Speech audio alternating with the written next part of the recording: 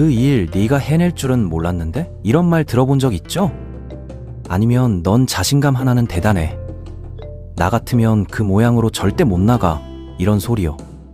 대화 끝나고 나면 이상하게 기분이 찝찝하고 기운이 쭉 빠지는데 내가 너무 예민한 건가 싶어서 참았던 경험 있으시죠? 그런데 그게 바로 당신이 호구 취급받고 있다는 증거거든요.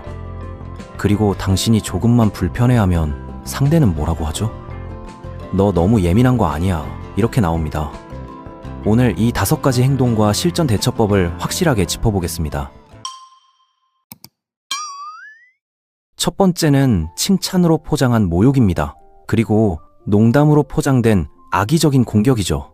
주변에 이런 친구 있지 않나요? 와, 오늘은 진짜 괜찮아 보이네. 한 번만 더 이러면 진짜 괜찮을 듯. 이런 식으로 말하는 사람 말이에요. 아니면 헬스장 다닐 시간 있어서 좋겠다. 우리는 이래야 돼서라면서 은근슬쩍 찌르는 사람들이요. 그러다가 당신이 조금이라도 기분 나쁘다는 티를 내면 바로 야? 농담인데 왜 그래? 장난도 못 받아? 라면서 당신을 문제 삼죠. 그게 농담이 아니라는 걸 당신도 알잖아요. 비겁한 사람이 웃으면서 등에 칼 꽂는 겁니다. 이렇게 끊임없이 그냥 농담이야 라는 말로 포장된 독서를 던지는 사람들은 사실 당신의 자존감을 테스트하고 있는 거예요. 매번 찔러보면서 당신이 우성엄기고 작아지는지 확인하는 거죠. 왜냐고요? 당신이 따지면 예민하네 이렇게 돌려버릴 수 있으니까요. 정말 예민한 건 뭔지 아십니까? 당신이 그걸 계속 참는 겁니다. 당신은 관계를 지키려고 작은 무시와 상처를 그냥 삼키도록 스스로를 훈련시켰어요. 그런데 그 관계는 가짜고 그 사람도 가짜입니다. 그럼 다음번에 그런 말을 들으면 어떻게 해야 할까요? 그 사람 눈을 똑바로 쳐다보면서 이렇게 말하세요. 그런 말 자주 하시네요. 하고 싶은 말이 따로 있으면 편하게 말씀하세요. 이렇게 정면으로 맞받아치면 됩니다. 더 강하게 나가고 싶으면 농담치고는 너무 자주 하는데 혹시 진심 섞인 거 아니에요? 라고 물어보는 것도 방법이죠. 두 번째는 죄책감으로 조종하는 사람들입니다. 이런 사람들은 감정적으로 인질극을 벌이는 거예요. 당신이 선을 긋고 거리를 두려고 하면 마치 당신이 큰 잘못이라도 저지른 것처럼 반응하거든요. 예를 들어 당신이 쉬려고 약속을 취소하면 나는 이제 중요하지 않나 보네 라고 말합니다. 한동안 연락 안 하고 있으면 잊혀지기 쉬운 사람이라는 걸 확인했어 라고 하죠. 아니면 당신이 그 사람의 위기 상황을 도와주지 않으면 진짜 친구인 줄 알았는데 라면서 배신자 취급을 합니다. 이건 명백한 조종입니다. 피해자인 척하면서 당신을 움직이려는 거예요. 그들은 통제를 원하는데 당신을 강제로 시킬 수 없다는 걸 깨달았거든요. 그래서 죄책감을 이용해서 당신이 스스로 움직이도록 만드는 겁니다. 당신이 그 죄책감에 계속 반응한다면 착한 게 아니에요. 그냥 이용당하고 있는 겁니다. 다음번에는 이렇게 말해보세요. 내가 거절하는 게 그렇게 불편하시다면 이미 우리 관계는 망가진 거예요. 좀 더 부드럽게 가고 싶으면 제 거절이 그렇게 서운하시면 애초에 저한테 너무 많은 걸 기대하신 거 아닐까요? 라고 물어보는 것도 괜찮습니다. 핵심은 죄책감을 느낄 필요가 전혀 없다는 걸 스스로 인식하는 거예요. 세 번째는 당신을 축하하지 않고 경쟁만 하는 사람들입니다. 이런 사람들은 겉으로는 응원하는 척하지만 속으로는 질투 덩어리거든요. 숨겨진 자존심 때문에 당신의 성공을 견디지 못하는 거죠. 당신이 실패하면 이상하게 너무 지지해주는데 성공하면 갑자기 사라집니다. 더 나쁜 경우에는 좋겠다, 우리는 운이 없어 하면서 당신의 노력을 운으로 치부해버리죠. 심지어 취직하고 나서 달라진 것 같아 하면서 당신을 변했다고 비난하기까지 합니다. 아니면 진짜 치사하게 잘 나가도 네가 어디서 시작했는지는 잊지 마 라면서 과거를 들먹이기도 하고요. 그럴 때는 이렇게 말하면 됩니다. 어디서 왔는지 잊은 게 아니라 기억하니까 안 돌아가는 거죠. 명확하게 선을 그어야 합니다. 모든 사람이 당신의 성장을 기뻐하는 건 아니거든요. 특히 당신이 힘들 때가 편했던 사람들은 더더욱 그렇죠. 당신의 변화가 그들을 위협하기 때문입니다. 진짜 친구는 당신과 경쟁하지 않아요. 당신을 진심으로 응원합니다. 네 번째는 일방적인 대화만 하는 사람들입니다. 당신이 말하면 사라지고 자기 얘기만 계속 늘어놓는 사람들 말이에요. 이런 친구 있죠? 자기 문제, 직장 불만, 연애 고민 전부 다 쏟아놓는데 정작 당신이 힘들 때는 유령처럼 사라지는 사람들이요. 더 심한 건 당신이 말할 때는 마치 배경음악 듣듯이 멍하니 있다가 자기 차례만 기다리는 거예요. 그건 우정이 아닙니다. 그건 일방적인 이용이죠. 이 사람들은 무료 상담사를 원하는 거거든요. 그런데 당신은 답답한 사람들한테 무료로 상담을 계속 해주고 있는 겁니다. 대화가 일방적으로 느껴지면 이렇게 말하세요. 우리 대화가 항상 당신 얘기만 하는 것 같은데 서로 얘기하는 관계로 만들 수 있을까요? 아니면 제가 시간 낭비를 그만둬야 할까요? 좀 더 부드럽게 가고 싶으면 요즘 우리 대화 보면 네 이야기만 하는 것 같아. 내 얘기도 들어줄 수 있어? 라고 물어보는 것도 방법입니다. 5번째는 경계를 무너뜨리는 사람들입니다. 이런 사람들은 당신을 가스라이팅 하면서 요즘 너무 차갑게 구는 거 아니야? 라고 말하죠. 당신이 선을 긋고 거절하고 거리를 두려고 하면 어떻게 되나요? 그들은 당신을 냉정하고 거리감 있고 변했다고 비난합니다. 맞습니다. 당신은 변했어요. 그게 바로 자존감입니다. 그리고 그들의 통제력 상실을 건드리는 거죠. 이런 사람들은 예전에 당신을 좋아했어요. 고개 숙이고 조용히 있고 절대 거절하지 않던 당신 말이죠. 당신이 더 이상 들어주지 않는 순간 그들은 당신을 이기적이라고 부릅니다. 왜냐하면 당신의 성장이 그들을 불편하게 만들거든요.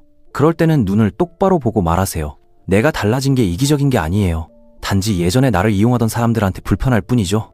이런 행동들을 계속 참고 있으면 당신의 자존감은 조용히 무너지고 있는 겁니다. 그런데 당신은 그게 당신 인생에서 얼마나 많은 에너지를 빼앗아 가는지도 모르고 있어요. 하지만 좋은 소식이 있습니다. 이걸 지적하기 시작하면 당신 인생 전체가 바뀝니다. 더 좋은 사람들을 만나고 에너지를 지키고 드디어 자신을 가치 있게 여기는 사람으로 살아갈 수 있게 되는 거죠. 그럼 이제 구체적인 대처법을 말씀드리겠습니다. 첫 번째 대처법은 선을 확실하게 긋는 겁니다. 당신은 모든 사람한테 당신의 시간, 에너지, 평화를 내줄 의무가 없어요. 이건 귀한 거지 아무한테나 주는 게 아닙니다. 누군가 계속 넘어온다면 애매하게 굴지 마세요. 직설적으로 명확하게 끝내는 겁니다. 이게 내 선입니다. 계속 무시하면 나는 거리를 둘 겁니다. 이렇게 말하세요. 진심으로 말하든지 아예 말하지 말든지 둘 중 하나입니다. 그리고 죄책감 느끼지 마세요. 당신 인생이 중요하다는 듯이 행동하는 게 나쁜 게 아니에요. 두 번째는 다 큰 어른 고치려고 들지 마세요. 일부는 구세주라도 된 것처럼 행동합니다. 모든 사람 치유하고 상처를 고쳐주고 구원자 역할 하려고 하는 거예요. 사람들은 자기가 누군지 보여줍니다. 누군가 계속 조종하고 무시하고 에너지 빼앗는다면 바꿀 수 있는 대상으로 보지 마세요. 계속 당신을 힘들게 할 사람입니다. 고장난 물건은 고칠 수 있지만 고장난 채로 있는 게 편한 사람은 못 고칩니다. 세 번째는 조용히 떠나는 힘을 익히는 겁니다. 누군가를 정리해야 할 때마다 긴 설명을 할 필요 없어요. 당신이 얼마나 힘들었는지 장문의 편지를 쓸 의무도 없습니다. 어떤 이별은 조용히 하는 게 최고거든요. 특히 당신이 그 사람한테 여러 번 말했을 때는 더 그렇죠. 대부분 사람들은 정리를 원하는 게 아니에요. 다시 연락할 구실을 원하는 겁니다. 당신한테 죄책감 줘서 다시 필요한 사람으로만 기회를 찾는 거죠. 그냥 조용히 사라지면 됩니다. 설명 없이요. 네 번째는 당신이 귀한 사람이라는 듯이 행동하기 시작하세요. 왜냐면 당신이 귀하거든요. 무례함을 참아낼 때마다 당신은 신호를 보내는 겁니다. 나는 외롭기 싫어서 이런 대우도 받아들인다는 신호요. 당신은 세일 제품이 아닙니다. 귀한 사람입니다. 그리고 귀한 사람은 쫓아다니지 않아요. 가치를 인정받을 때까지 기다립니다. 다음에 누군가 당신 가치를 의심하게 만들면 따지지 마세요. 자리를 뜨는 겁니다. 가장 강한 모습은 맞서 싸우는 게 아니에요. 한 단계 올라가는 겁니다. 다섯 번째는 반발을 예상하세요. 당신이 선을 지키기 시작하는 순간 사람들이 반응할 겁니다. 너 변했다고 말할 거예요. 네가 차갑다고 할 겁니다. 또 계속 당신을 떠볼 겁니다. 성장하면 응원받지 못합니다. 반발만 받죠. 하지만 평화와 자존감은 얻습니다. 그리고 남의 일에 휘둘리지 않는 산도요. 경계선은 벽이 아닙니다. 필터예요. 좋은 사람은 들어오고 나쁜 사람은 걸러내는 거죠. 당신이 선 없이 산다는 건 문을 활짝 열어놓은 겁니다. 그러고는 왜 내 삶이 이렇게 복잡하지 하면서 불평하는 거예요. 선택적으로 여세요. 들어올 자격이 있는 사람만 들어오게 하는 겁니다. 외로움이 무서워서 나쁜 사람들을 붙잡고 있지 마세요. 나쁜 사람들과 함께 있는 외로움이 혼자 있는 외로움보다 훨씬 더 고통스럽습니다. 혼자 있으면 최소한 평화는 있거든요. 그런데 나쁜 사람들과 있으면 외롭기도 하고 에너지까지 빼앗깁니다. 한국 사회에서는 경계를 긋는다는 게 냉정하고 이기적으로 보일 수 있다는 거 압니다. 특히 가족이나 오랜 친구 관계에서는 더더욱 그렇죠. 가족인데 그것도 못해줘? 이런 말 들어본 적 있죠? 근데 말이에요. 가족이라는 이유로 함부로 대해도 된다는 건 아닙니다. 오히려 가족이니까 더 서로를 존중해야 하는 거 아닐까요? 직장에서도 마찬가지예요. 회식은 의무다. 야근은 열정이다. 이런 말 들으면서 자기 시간을 포기하고 계신가요? 건강한 관계는 서로의 선을 존중하는 데서 시작됩니다.